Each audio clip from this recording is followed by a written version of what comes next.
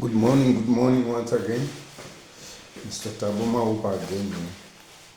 Uh, as I said yesterday, I will not do it later yesterday, that I'm going to be coming with progress test 3, which is the last progress test of the last module that we do, which is from module 10 to module 13. So the questions for progress 3 are, under module 10, correct use of fire extinguisher. Question 1 says, list 5 safety precautions before using a fire extinguisher, which is those things I was talking about. Check the label, check for damage. If it is damaged, do not use it. Check for sabotage. And then always test it before using it. Those are the 5 safety precautions before using a fire extinguisher. Question 2, still under that module, it says, list 5 do's when fighting a fire. Right? 1, ensure assistance is available. 2, ensure escape route is available. 3, follow instructions on the extinguisher label. 4, break, seal and remove safety pin. 5, approach fire from the windward side. 6, you must always be alert for a change in the fire pattern. Right? 7, we've got adopt a crouching attitude to protect it against heat and smoke. So they only want 5. That is question 2 in module 10, which is correct use of a fire extinguisher. In progress test 3, in the final, that question is not there, the 5 do's. It will only be 2 questions. Right? Question 3 there says, list 5 immediate action rules on discovering a fire, which is number 1, sound alarm. 2, report fire by radio or telephone. 3, try to extinguish the fire with the right type of extinguisher. 4, assist with evacuation. 5, help the injured. 6, open gates and pathways for fire brigade when they arrive. Right. So it ends there. Only 3 questions in progress test 3, but only 2 questions when we come to final, which is only the safety precaution before using a fire extinguisher and the immediate action rules on discovering fire. Alright, module 10 is done and dusted. Module 11, this is still in progress test 3, which is the last part. Module 11 now, it's about radios. Question 1, that's basic radio and telephone communication. Question 1 says, list 5 principles of telephone procedure, which is got discipline, tact, voice procedure, transmission of message, patience, courtesy, incoming calls. You only select 5. Question 2, explain the meaning of the following words under radio, the principles of radio procedure, which is we've got best. They give you the B, just fill in best. A, accurate. First S for security, second S for speed, and then RSVP. The R is for rhythm, S for speed, V for voice, and P for pitch. That's it. And question 3 says, list 5 things to look for when you book out a radio.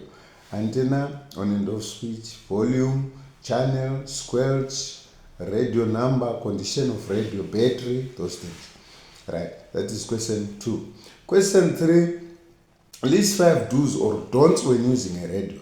Do not use abusive language over the air. 2, do not play music in the background. 3, keep radio room secure. 4, treat radio as technical equipment.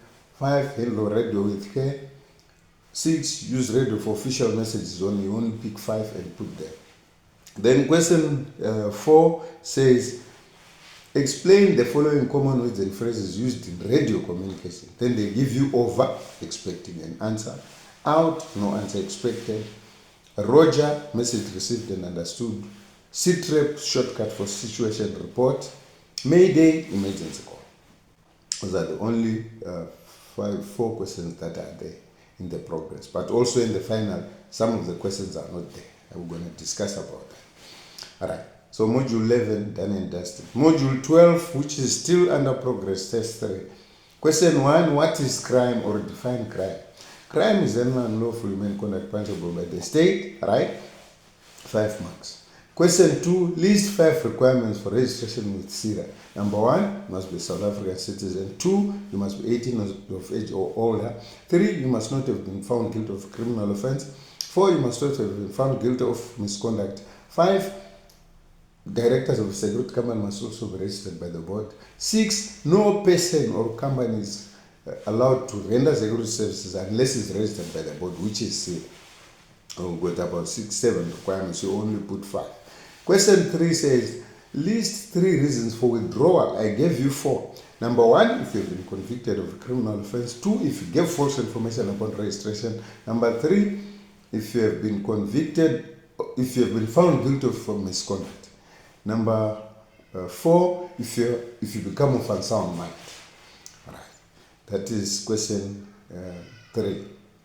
Question 4, list 5 powers of arrest according to section 42 of the Criminal Procedure Act 51 of 1977. Number 1, we say a security officer may arrest any person. Number 1, with or without a warrant. 2, who commits crime in his presence.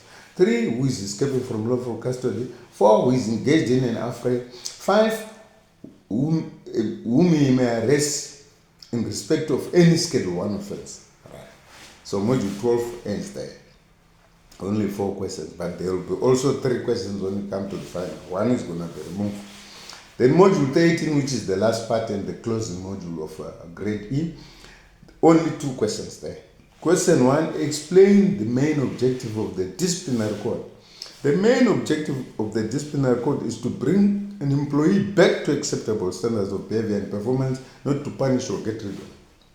That is question 1.